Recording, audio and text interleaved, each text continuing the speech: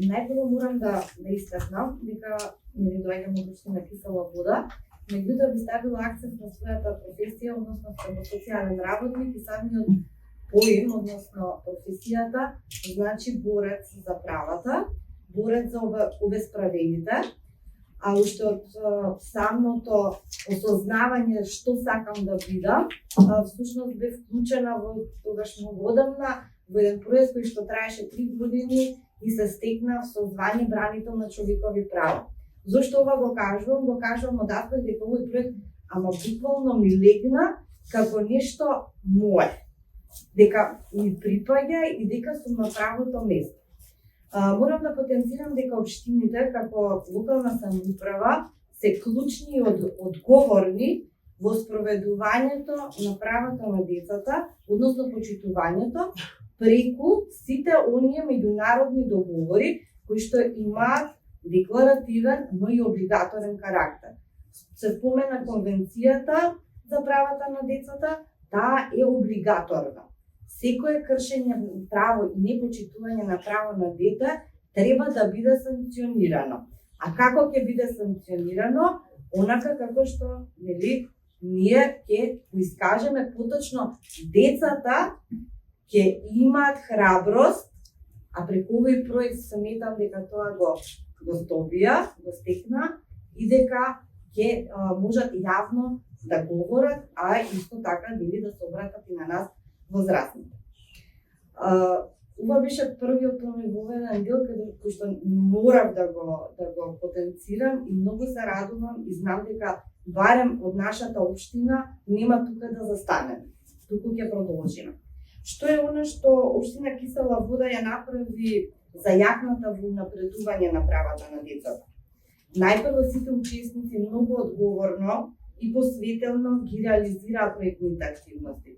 Навистина, со таков жар, со таков ентузијазам, со меѓусебна координираност, буквално споделување на идеи. Тоа беше неисцрпен извор на што сакаме да направиме во моментот, но што и ќе правиме во иднина. Тоа е ставено некаде на една хартија што се вели годишен план и програма, како резултат на формирање, зашто можеме да се пофалиме. Навистина е формирањето на локалниот совет за унапредување на правата на децата, кој што е веќе изгласан од страна на советот на општината.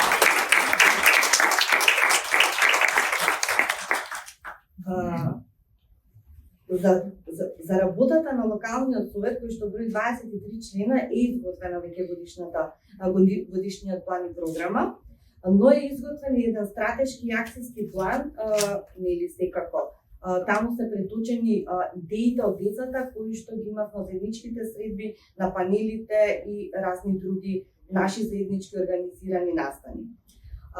Стратешкиот план се подели во сите сектори и оделенија во рамките на општината со цел сите тие да дадат своји забелешки, што можеби децата во некои делови од нивните програми се повторуваме. Со цел тие тоа да направат промени, за да може од некоја од следните седмици на општината да може и тој документ да стане, да се изгласа и да стане реалност, па ги чекаме сега повратниве документи.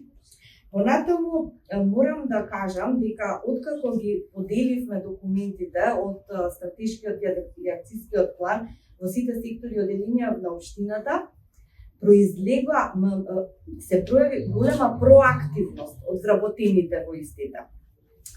Па во рамките на тоа бидејќи тоа беше идеја на децата, меѓутоа возрастните веќе го презема. Произлезе фестивал на инклузија. Па понатаму што произлега многу нешта. Морам да се потсетам бидејќи колишки лабораторија каде што ќе се открива надареноста, не талентираноста, надареноста на децата, бидејќи во секој од нас постои надареност, само е потребно таа да се открие, да се осознае и во кој правец и насока да се да се искористи функционално. Понатаму се посвети поголемо внимание да се започне на кампања за зголемување на бројот на згрижувачки семејства на територија на општина Кисела Вода. Тоа веќе беше од страна на нашиот градоначалник и испромовира, а сите тоа произлезе од идеите на децата. Паркови да не зборуваме, значи парковите кои што веќе се во завршни или почетни фази се инклузивни, се вклучуваат нели, се прилагодуваат и на оние лица кои што имаат поразлични потреби од нас, така наречените нормални. Извинете, меѓутоа, според мојата некоја си мислење дека ние сите имаме некакви посебни потреби во одредени сегменти од нашето живење. Благодарение на овој проект и учесниците се пројави идеја за тоа како можеме ние да придонесеме да поздрава животна средина. Знаеме сите дека тоа е многу голем актуелен проблем на глобално ниво, на ниво на држава, колку пати па и градот Скопје беше ставан на прво, второ место по загаденост на воздухот. И одлучивме да тргнеме од она што се вика подигнување на јавната свест и од каде, ако не од градниките. Нашата градинка Весели Цветови и градинката 8 март навистина беа многу активно вклучени. Видовме едно од децата е вклучено во снимањето на подкастот, тоа е од нашиот од Весели Цветови од објектот Сончоглед. Почнавме таму, одржавме работилница со родители, каде што беа присутни и нели представници од општината. Работилница која гласеше еко возрастни активисти. Целта на таа работилница, навистина родителите после тоа продолжија да се јавуваат, да прашуваат што треба да направиме. Нешто што заеднички ќе го направиме, тоа планираме некаде почетокот на септември, е да направиме катчиња за компостирање и да направиме екостаклени градини за одгледување на биозачини. Па можеби понатаму ќе поттикнеме нешто и друго за зачувување на поздрава животна средина, барем во нашето окружување.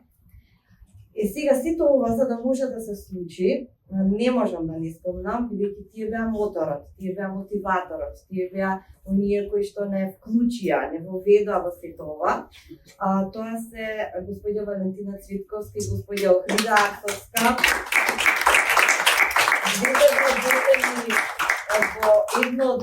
Во еден од најважните сектори во општината, тоа е секторот за предучилишно воспитување, образование, спорт и култура. Секако најголема благодарност до децата, особено ние најмалите, кои што не можевме да ги намонтираме што сакаме да кажат. Тие си го кажа, имаше таму заокружено сакам општина со море. Тоа е еден од исказите. Едноставно тој да сакате да му го кажете на дете да го каже, нема да успее, бидејќи тоа доаѓа од внатре.